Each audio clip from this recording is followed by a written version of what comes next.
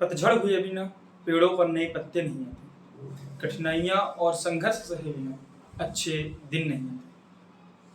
कौन कहता है किसी भी काम को करना इम्पॉसिबल है? इम्पॉसिबल शब्द खुद ही कहता है आई एम पॉसिबल। जय हिंद साथियों, मैं बलराज सिंह स्वागत करता हूँ आप सभी का आपके अपने इस छोटे से परिवार, और हमें उम्मीद है आप सब बिल्कुल ही मस्त, बिल्कुल ही स्वस्थ होंगे। दोस्तों, हम जैसे कि एक जीएस की बेहतरीन सी सीरीज कर रहे हैं और हमने एक क्लास कर ली है हिस्ट्री से रिलेटेड, जिसमें हमने टाइमलाइन से क्वेश्चंस किए हैं और लगभग 18 से 20 मिनट का वीडियो था, और एक वीडियो ऐसे और आएगा और हिस्ट्री के टाइमलाइन के क्वेश्चंस आपने नहीं छूटेंगे। और आज दोस्तों हम एक हिस्ट्री में कन्नौज के लिए जो त्रिकोणात्मक संघर्ष हुए थे उसके लिए एक छोटी सी वीडियो आपके लिए लेकर के आ रहे हैं।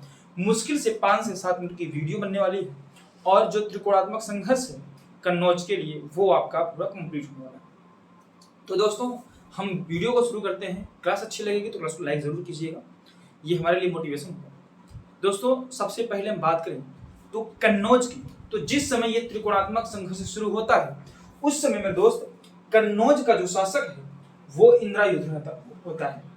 इस समय कन्नौज का शासक इंद्रायुध था। ये 8वीं शताब्दी की बात है, 8th सेंचुरी की बात है। उस समय कन्नौज का शासक इंद्रायुध था और ये आयुध वंश का शासक था।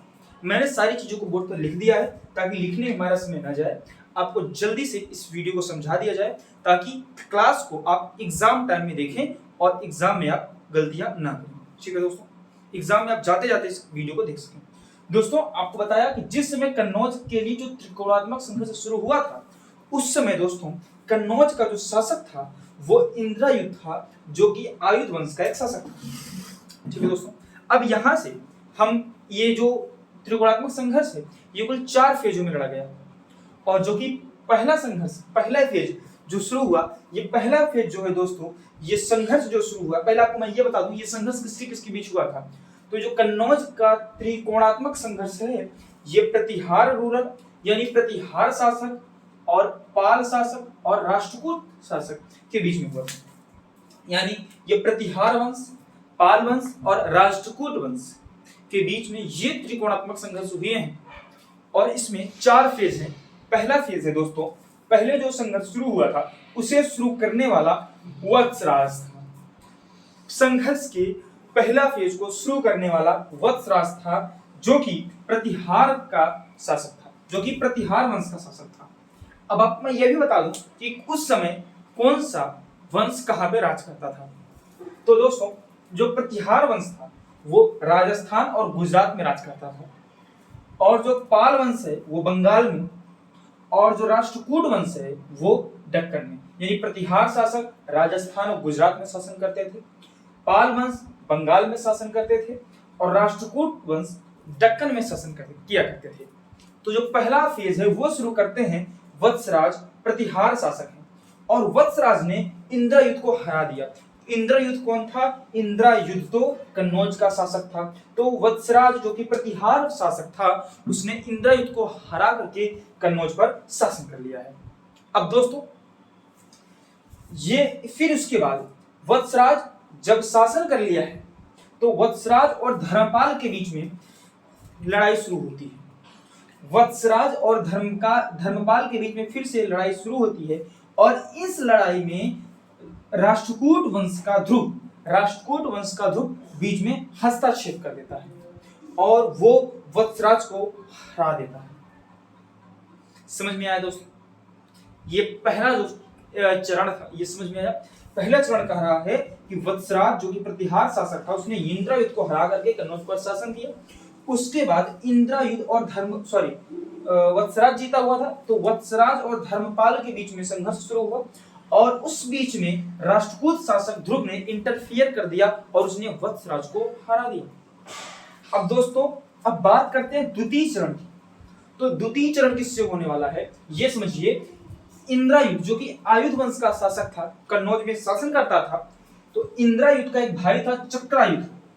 इंद्रायुध का एक भाई था चक्रायुध।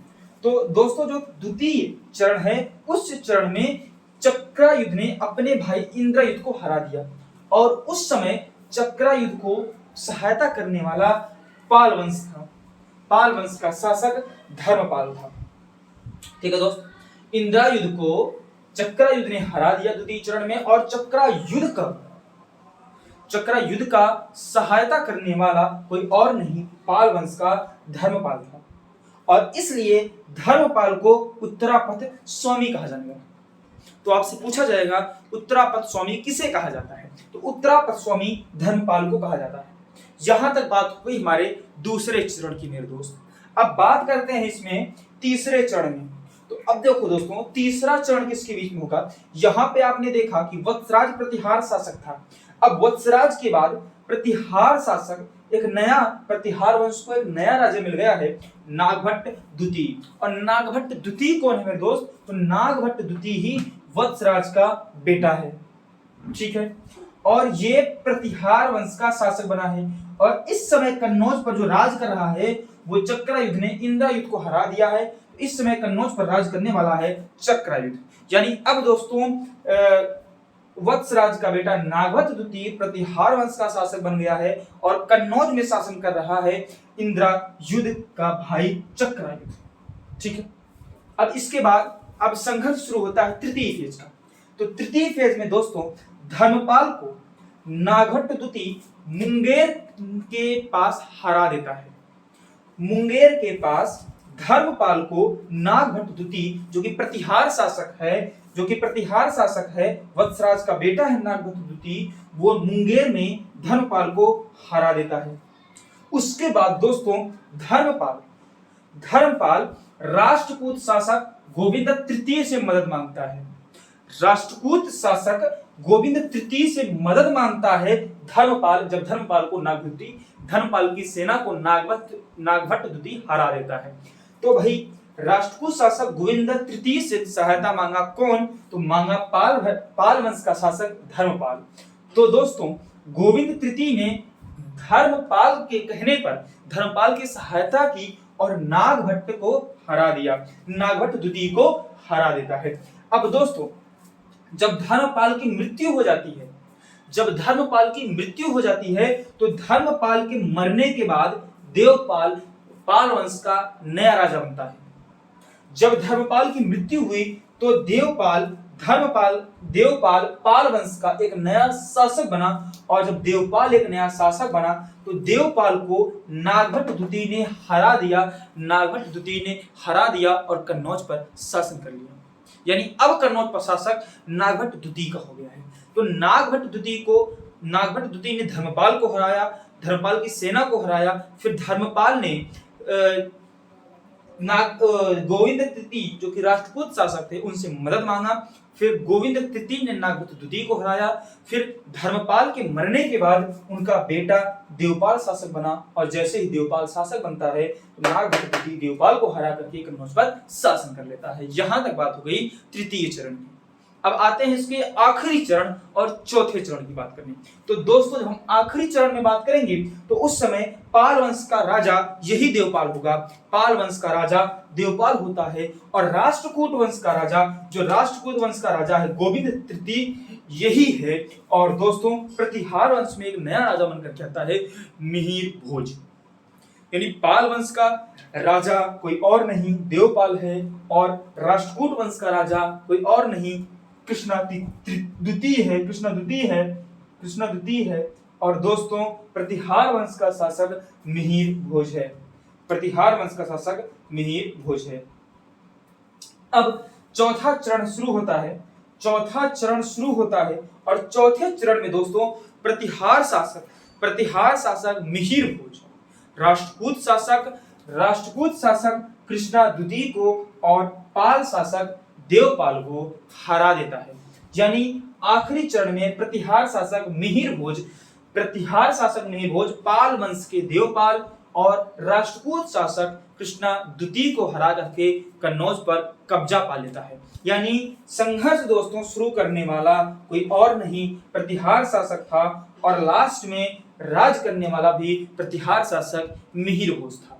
तो दोस्तों ये छोटी सी वीडियो आपके लिए थी, और इस छोटी सी वीडियो में मैंने पूरा कन्नौज का जो त्रिकोणात्मक संघर्ष है, जिसे हम त्रिकोणीय संघर्ष के नाम से जानते हैं, हमने आपको वो समझा दिया एक छोटे से वीडियो में। सारे डाउट्स मैंने आप पे क्लियर कर दिए।